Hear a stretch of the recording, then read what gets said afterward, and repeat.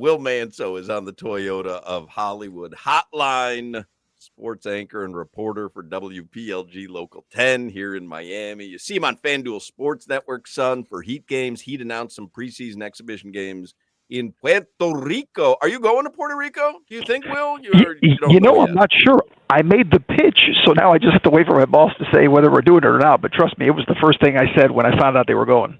Yeah. Who'd you pitch it to? Local 10 or to FanDuel?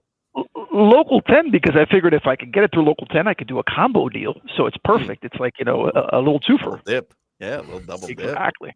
I like that a lot. Let's talk Dolphins. So they had, and we know today, Chop Robinson was carted off. He says he's fine on Instagram, so that's good news. Crowder is there in Detroit. He witnessed the joint practice today. He said Dolphins definitely got outplayed, to put it mildly. Do you glean a lot from preseason and joint practices, or could the team be completely there seems to be a little panic in the air today from Dolphins fans, and I don't think it's warranted this early and with this little information. But I wonder what you feel like you can actually glean from the joint practice with Chicago, preseason game 1, now one joint practice with Detroit. It's one of those things where I have to get in the middle of it, because if I look at it this way, I don't make a lot of it. I'm not saying that it's pointless, but I don't make a lot of it because look at the flip side. If Tyreek had practiced and Waddle was full strength, they're all going and the Dolphins are moving the ball around in the red zone and they're looking great against the Lions, who I think we can all agree are a Super Bowl contender. I'm not going to sit here and say, oh my God, I think the Dolphins are a Super Bowl contender based off that. So the flip side of that is based off them not having a good performance today from all accounts, including Channing. I don't think it's going to be one of those things where I'm going to panic and say, oh my God, they're going to win 3 games. But we know the way things are now with social media and with everybody. I mean, it's easy to panic, but I don't feel any differently than I did before. I think this is a team that has a lot of issues. It has a lot of concerns going into the season that looks like a team that could win maybe 8, 9 games, maybe not more. And certainly if things break the wrong way, be much worse than that. But today isn't going to change my mind on that. And Will, something that Hawk and we were talking about earlier with like getting tough, is that changing your identity? Because Hawk had a good point. Like, we watched them score, be one of the top offenses in the league by doing the cutesy stuff and the resets and all the motions and jet sweeps. But they want to get tough. I don't know if that's an identity change or just a personnel issue. Yeah, it's almost like what we talked about a couple of weeks ago about culture, right? Like, you could say culture, you could say toughness, you could say physicality, but you got to go on the field and do it. And if the Dolphins go on and win games, I don't think the Dolphins get up to a 5-1 start and they're scoring 28 points a game and they look like the Mike McDaniel offense we saw early when he got here. No one is going to be saying, oh, they got tougher. It's just going to be they got better. They're playing well. So I don't think the Dolphins' identity has to be physicality or toughness. But I think in a sport that's brutal, you got to be a little tough, right? I mean, you can't be a football team and not have some toughness to you. Like, they're even the quote unquote finesse teams that do things with motion and movement and speed and all that stuff have some toughness to them. So I don't think it's a flip you could just switch. I don't think it's a person you can just bring in or an attitude. I think it's just a cumulative thing of guys just going out and executing, and that'll lead to production, which then all of a sudden makes, they're a tougher, mentally tough, better culture team. Hey, Will, what are your expectations for this team 2 weeks now into training camp? Because, maybe I did get a little carried away from the reports today that the Dolphins were severely outplayed in all facets of joint practice today with Detroit. But it's the second straight joint practice that I see that the Dolphins just aren't up to snuff with the team they're going up against. And my expectations, truthfully, weren't very high coming in to this season anyway. So I just wonder, like, what are in your mind, realistic expectations for this team? I'm going to sound like most Dolphins fans, right? For the last 2 decades plus that have watched this team or in media covered this team, my expectations for this team are always the same. 8, 9 wins, maybe a little better, maybe a little worse. I mean, that's the hole they've been stuck in. And when you look at what they've done this offseason, the changes they've made, I've said, we say it all the time. Tua's healthy, they're a competitive team. Tua gets hurt, they're done. I think that's a pretty fair statement, right? I don't think they're terrible. If Tua's starting and healthy and he's got Tyreek and Waddle and weapons, I don't think they're a terrible football team. The problem is I just don't think they're a very good football team either. And when I say good, I mean to the level of the teams that can compete with the Lions and be a legitimate contender and on the flip side of the AFC with the teams we've talked about that have talent. So my expectations are the same. I mean, this is a team that I think could be in that 8 to 10 win pocket that that's certainly a playoff contender if things fall right. And if Tua misses games like he has in the past, gets hurt, things happen, it could go downhill. I think the bigger question, guys, is if that happens or if this team is just mediocre, middle of the pack again, what does it mean for Mike McDaniel? What does it mean for his future? He just got an extension last year at this time. Remember that right before the season last year, they made a commitment to him again. I don't know if he survives this. I think it's a legitimate question whether you have to pivot from McDaniel if things don't go the way they want it to go. There are a lot of things in play, but my opinion of them remains the same. This is 8, 9, 10 win team if everything goes their way. Well, what's the parameter of it going their way enough to retain him? A playoff appearance? Yeah. A playoff win? I think you got to make the playoffs. Yes. Look, a playoff win, we talk about this all the time, 25 years, right? I mean, to sit here and say that the only way Mike McDaniel comes back next year is if they win a playoff game for a team that hasn't won a playoff game in a quarter of a century, that's a really tough ask. I think they have to make the playoffs. I think they have to be a team that makes the playoffs, has a chance, is competitive in the playoffs. Obviously, you want to win a game. I don't think the fine line can be, though, win a playoff game or you're done.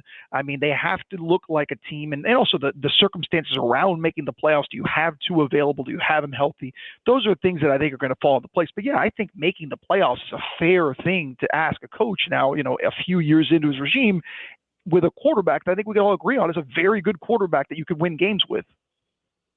But what if, because we know McDaniel runs the offense, what if the offense is rolling, like you said, 28, 30 points a game, but they're still losing 35-30? Can you put that on McDaniel? You know what I'm saying? Where if his offense gets going, but now you're going to get rid of him because the defense can't play, or something like that. Is there a way that they don't make the playoffs, but the offense is so good that they can keep them around? I think the only way that would happen is if there's some sort of a collapse. Like, if the offense is good, I just don't see a situation where if Tua stays healthy for majority of the season, hopefully 17 games, but even 16 games, misses a game or two at most, and they play the way they can play offense and the way you're referencing, I think at least this is a 10-win team, 9-10-win team. If the defense, look, Anthony Weaver, I have a lot of faith in him. I like this guy. I think he's got the right system. We got the scare today with Chop, and hopefully he's okay, like you referenced, that he's going to be okay based on his Instagram. I love their front. We all know their secondary is a question mark. We all are wondering what that's going to be like. But if their defense falls apart, and that's the issue, I still think it falls to the head coach, because the head coach is part of, getting the people you bring in, bringing Anthony Weaver, bringing in the guy that hopefully could turn the defense. In the end, it stops with him. And you can't make excuses for coaches. You have to say, hey, you got to win, you got to produce, you got to be competitive. And this is a big year for him to show that. I'm going to tell you, Will, Amon-Ra St. Brown looked like Jerry Rice today. Yeah, but he is a dog, though. That guy's incredible. Well, he must have scored 9 touchdowns at practice today. No exaggeration. He was killing them. I mean, look, I this is one of those things too, right? Remember last year, the conversation, the offensive line and Chris Greer, the whole, everybody made a big deal. Like you guys are more concerned than we are. I mean, I get the sense they're feeling that way. I get the secondary, and I hate the thought that this time next year we're going to be having a conversation where, like, well, we told you so. Like, we may not be the smartest in the media, and fans may not know every inside detail, but I think you don't have to be a fan or in the media to know that this secondary is a huge, huge question mark, and that I've got to think opposing wide receivers like St. Brown and others are going to be salivating at the thought of going up against the Dolphins.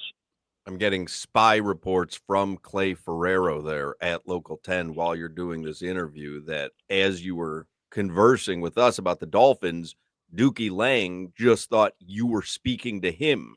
And so after you would say something about the Dolphins, Dookie Lang would respond into the air thinking he was having a conversation with you. True or false? I mean, that happens at least 10 times a day. I mean, I'll be talking about, honey, don't worry, I'll be home soon. What's that? Yeah, I'm not talking to you, honey. It's a different honey. I'm not I don't know. Yeah. That's David 24 hours a day. Yeah. Clay says that he, first question, he just, Dookie launched into his own answer to responding to what you said, but no one was paying attention. Oh, welcome to Loco 10. Welcome to Loco 10. Take the L off. It's just Loco 10. How's everything going there with all the new sports content you guys are putting out? It's a lot. It's been fun. It kind of rejuvenates you when you have more content, you have more time, and you don't have to worry about cutting time. But it's a lot. I mean, we're thankful that there's sports going on now. Like the dead of summer, 2 months ago, this is going to be tough. But I mean, now we did the Saturday night show, the Sunday night show. We got colleges going. We got Casey out there reporting. Me and Clay. I mean, it's fun. It's a lot of work, but it's fun. So far, so good. If you're looking for a human interest story, Matt Mervis has been signed by the Arizona Diamondbacks organization. Listen, I'm never following any of your stories after you show. I didn't sleep last night thinking of those leather pants David Lee Roth had on that video you sent me last night. Oh my God, was that not crazy? I mean, Holy Jenny, mackerel. Jenny, did you see the video? Did you see the up close video of a 70-year-old man in tight leather pants with his everything showing in these leather pants? Oh no, and I got a bad stomach. Hawk knows I got a bad stomach, Will. Man, He sent me this video, and first thing I see, I mean, it was a tight shot of him. I'm like, why is a 70-year-old man? Well, why is there any man wearing pants that tight and leathery? But I mean, still, 70-year-old man. you know who worst put thing I've it ever on? seen. I'm showing it to Crowder and Solana right now, but you know who put it on Twitter last night? It was Joe Shad, and Joe That's right. Shad Yeah, was making yeah. Joe Shad was making the comment: "What's worse to watch, like an aging rocker who's lost his voice and doesn't look good, or the aging athlete who doesn't realize that he just doesn't have it anymore?" And No, the rocker. I think the rocker. Because an aging athlete's never going to be 70. You know what I mean? Like, an aging athlete might be 35. That's 40, a good point. but you're not going to see a guy, running routes at 72. So Yeah, that's a good point. Definitely the rocker. Yeah, it's rough. I'll send you guys the video if you want to see it, but I don't imagine that you do. Just delete it. Just delete it. Just hit. No. All right. Block Will it. Manso, go back and speak with Dookie Lang. He's got things to tell. Yeah, he's waiting for me. All right, guys.